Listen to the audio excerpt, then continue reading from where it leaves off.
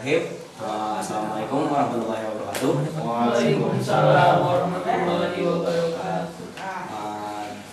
Di sini Bapak akan menjelaskan lanjutan dari materi yang kemarin mengenai link. Waktu kemarin kan link itu udah dibagi-bagi dari link target, terus link kursor dan yang lainnya. Nah sekarang Bapak akan membahas tentang link rel atau sering disebut link relationship. Nah di link rel ini terdapat beberapa jenis atau sintak yang ada di link tersebut. Yang pertama yaitu link rel untuk next, previous, terus style sheet,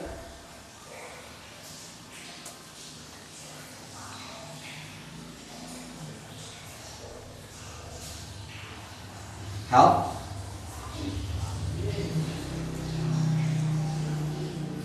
dan yang lain-lain.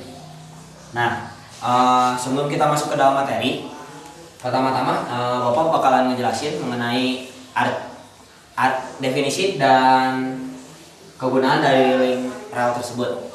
Yang pertama, definisi dan kegunaan link rel tersebut yaitu untuk menghubungkan dari beberapa dokumen yang ada di suatu file sehingga bisa ditampilkan di dalam HTML. Nah, untuk maksud dari sintak next, previous, style sheet, dan help. Nah, untuk maksud dari sintak next yaitu untuk melanjutkan, misalkan kita berada di satu dokumen HTML, misalkan HTML yang halaman pertama, halaman hal pertama.html. Nah, kalau misalkan di link rel next, jadi untuk codingannya yaitu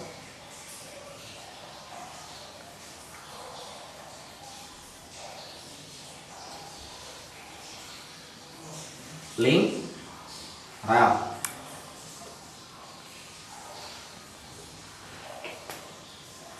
next, kemudian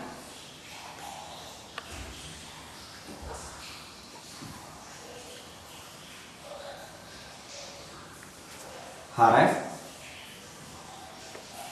Misalkan dari halaman pertama kita mau menuju ke halaman yang kedua, jadi href halaman 2.html. Nah, jadi kalau kita menggunakan codingan di sini, link rel sama dengan next href halaman 2.html, maka dari halaman pertama apabila di sini kan bisa dimasukkan ke dalam suatu shortcut, misalkan ada tanda panah. Nah, dari tanda panah ini kita bisa menggunakan bisa memasukkan codingan, link rel next href halaman 2.html dan seterusnya. Misalkan mau ke HTML yang selanjutnya, ketiga, keempat, menggunakan shortcut ini. Terus yang previous yaitu kebalikan dari link rel next, yaitu untuk membalikan dari halaman, misalkan dari halaman 2 kita mau balik ke halaman pertama, ya menggunakan link rel previous. Nah, sekarang kan minggu kemarin Bapak udah jelasin CSS yang berada di dalam HTML. Nah, sekarang Bapak mau ngejelasin CSS yang berada di luar. Kan otomatis kalau misalkan di luar, CSS itu harus dihubungkan untuk menjadi satu. Nah, dia link rel ini salah satu kegunaannya itu menghubungkan CSS yang ada di luar dan yang ada di dalam menjadi satu gitu. Contohnya yaitu kita tinggal mengganti nextnya ini dengan style sheet. Terus kan di CSS itu terdapat beberapa tipe, mau dari pertama dari teks ataupun CSS. Nah, kalau kita ingin menggunakan link rel style sheet untuk menggabungkan CSS dan yang lainnya, kita harus memasukkan suatu sintak di sini, yaitu type.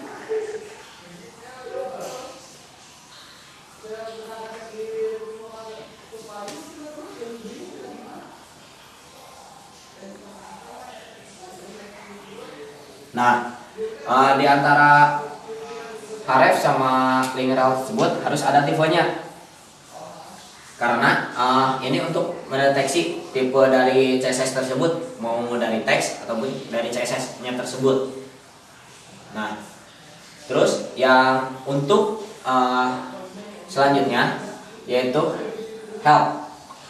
Help itu kegunaannya sama, untuk menghubungkan juga, tapi kegunaan dari link rel help itu kita menggabungkan ke HTML, ke dokumen HTML yang berguna untuk membantu dalam kayak misalkan di suatu HTML. Biasanya kan di sini sering tertulis home, biasanya di atas itu home, terus profil, dan ada juga help. Nah, help itu dihubungkan oleh link rel. Nah, di dalam help tersebut ada HTML lain yang berguna untuk membantu kita dalam menggunakan suatu HTML, atau misalkan di situs-situs tertentu gitu, apabila kita kesulitan untuk mendapatkan informasi. Nah, untuk selanjutnya di dalam link rel itu ada dua macam yang sudah terpopuler. Yang pertama itu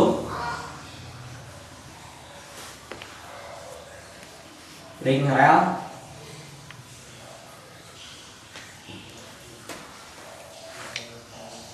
nah, ada juga yang sudah mungkin kalian udah pernah dengar gak link rel nofollow ataupun dofollow?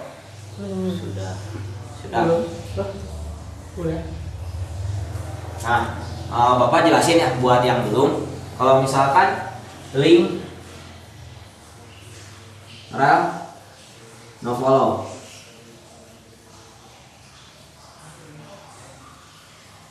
nah mungkin kalian berpikir apa maksudnya nofollow? Mungkin dalam segi kata nofollow itu dibagi menjadi dua kata, yaitu no itu tidak, follow mengikuti. Nah, maksud di sini itu bukan seperti itu, tapi kegunaan nofollow itu misalkan kita membuat HTML. Nah, HTML kita itu di link ke suatu situs yang lain. Nah, kegunaan dari link rel nofollow itu yaitu supaya kita kan biasanya kita itu dalam apabila mengunjungi atau melihat suatu situs, kita itu otomatis secara tidak langsung mensupport situs tersebut untuk menaikkan rank tersebut. Nah, kalau misalkan kita menggunakan link rel di sini, kegunaannya itu tidak untuk mensupport gitu.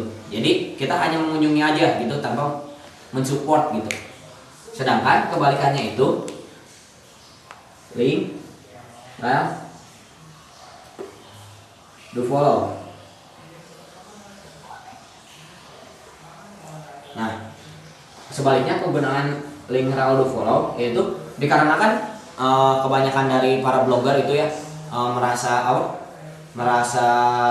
khawatir dari rating yang misalkan dari dia udah termasuk dari 10 besar rating di Indonesia misalkan ya, kan ada aja yang misalkan jahil menggunakan link rel nofollow. Jadi dia menggunakan blog yang mengacu dari blog temannya, misalkan yang udah ranknya tinggi, menggunakan link rel nofollow sehingga rankingnya mungkin menurun. Jadi blog yang mengacu dari blog yang lainnya itu ranknya naik, tetapi yang satunya itu tidak naik gitu, sehingga para blogger yang istilahnya udah kesal untuk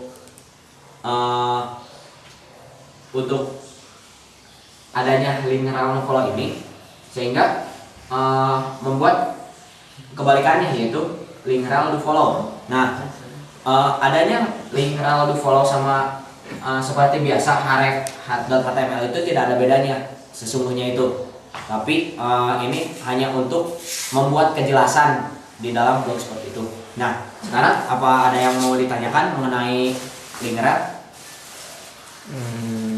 Benar, kenapa? Ada pertanyaan ini? Enggak, udah jelas.